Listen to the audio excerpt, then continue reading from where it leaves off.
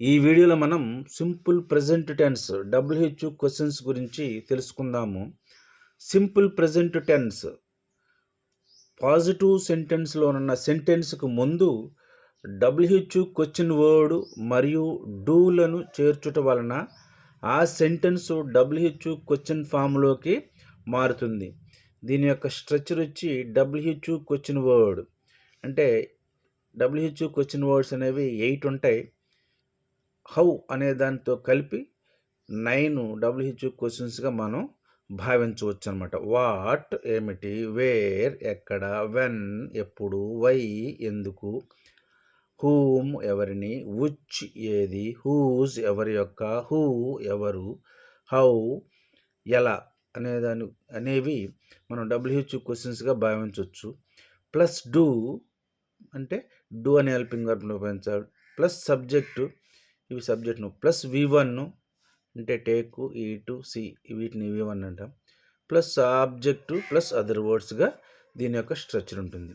ఈ WH question word తర్వాత do అనే హెల్పింగ్ వర్బ్ను ఉపయోగించాలి.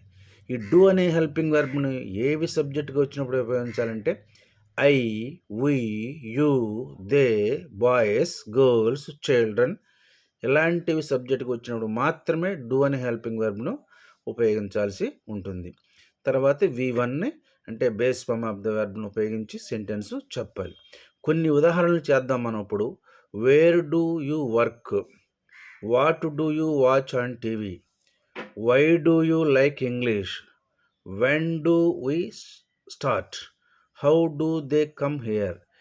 ఇలాంటి కొన్ని ఎగ్జాంపుల్స్ మీరు మరికొన్ని వెర్బ్స్ తీసుకుని చేసినట్లయితే ఈ simple present tense WH questions ఈజీగా అర్థం చేసుకోగలుగుతారు అన్నమాట.